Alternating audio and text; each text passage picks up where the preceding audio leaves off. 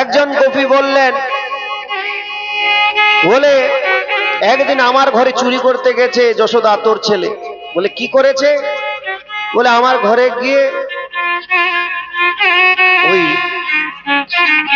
একজনের পরে একজন চোরে আমি উপরে রেখেছি মাখন শিখার উপরে।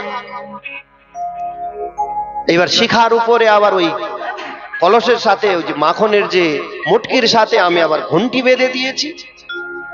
বেঁধে দিয়েছি যে কেউ যদি চুরি করতে আসে তো ঘন্টি নড়বে, ঘন্টি তখন বাজবে,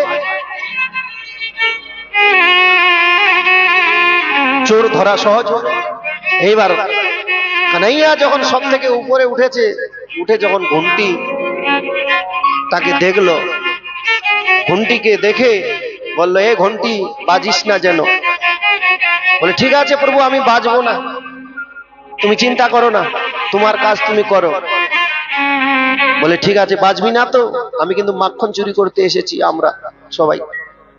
বলে কোনো অসুবিধা নেই, তুমি চুরি করো, খাও, খুব খাও, আমি বাজবো না। ঘন্টি কথা দিল।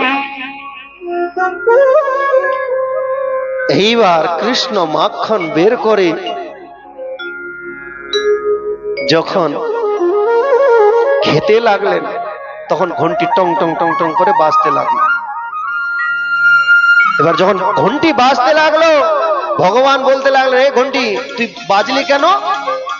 কেন বাজলি? তুই না বলেছিলি বাজবি না, এখন বাজলি কেন? তখন ঘন্টি বলছে, প্রভু তোমার যখন ভোগ লাগে,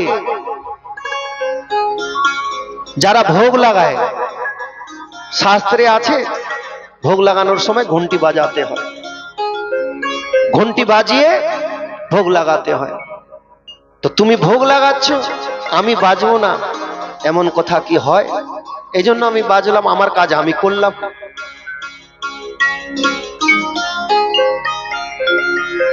বলে তোর ছেলে ঘন্টির সাথেও কথা বলে, এইভাবে যশোদাকে নালিশ জানাচ্ছে।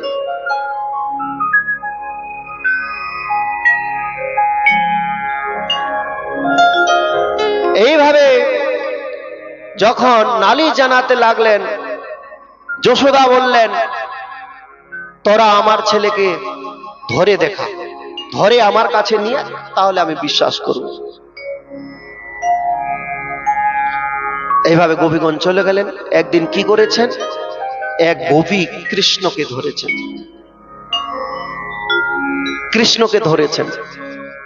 কৃষ্ণকে ধরে বাঁধতে চাচ্ছেন। যখন বাঁধতে চাচ্ছেন, বাঁধতে লাগলেন, বাঁধতে পারছেন না,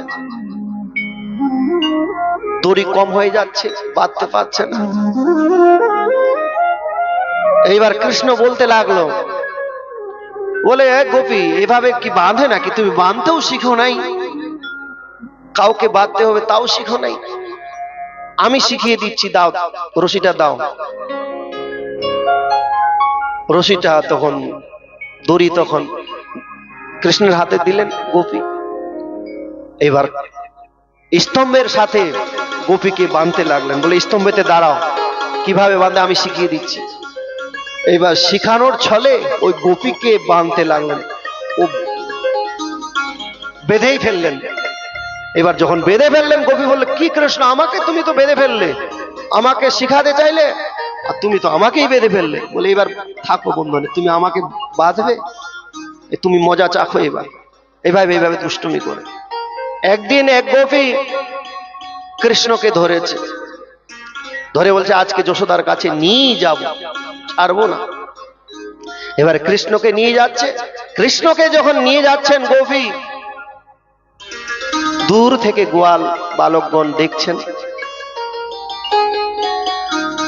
আর ব্রজের যে গোপীরা ওই ঘুমট দেয়, ঘুমটা দেয় এত দূর পর্যন্ত, মানে তাদের মুখ যেন কেউ না দেখে। এখনো আমাদের ব্রজে গ্রামে গঞ্জে চল আছে ঘুমটা দেওয়া চল, ঘুঙ্গট। তো ওই ঘুমটা দেওয়া ছিল, ঘুঙ্গট দেওয়া ছিল গোপী। এবার কৃষ্ণকে ধরে নিয়ে যাচ্ছে। ওই গোপীর যে ছেলে পাশে দূর থেকে দেখছি, দূর থেকে যাচ্ছিল কৃষ্ণের সাথে সাথে, কারণ চোরের দলে তো ও আছে। এইবার ওই গোপীর ছেলেকে ডাকতে লাগলেন ইশারা করে কৃষ্ণ, বলে ভাই এদিকে আয়, এদিকে একটু আয়, আমার কষ্ট হচ্ছে। বলে না আমি যাব না, মা আমাকে মারবে। বলে দেখ তুই একটা মার খাবি, কোনো কথা নাই, তুই আয়, তোকে একটা লাড্ডু খাওয়াবো, একটা লাড্ডু দেবো, বড় লাড্ডু দেবো। বলে একটা লাড্ডুতে হবে না, মা কত মারে ঠিক নাই। বলে দুটা দেবো। বলে দুটাতেও হবে না। বলে চারটা দেবো। হ্যাঁ, চারটার লাড্ডু যদি দিস তাহলে যাবো, চারটার লাড্ডু যদি খেতে দিস তাহলে যাবো। মা যত মারুক আমার, আমি সহ্য করে নেবো, কিন্তু চারটা লাড্ডু তো খেতে পাবো। সেই বালক আসলো,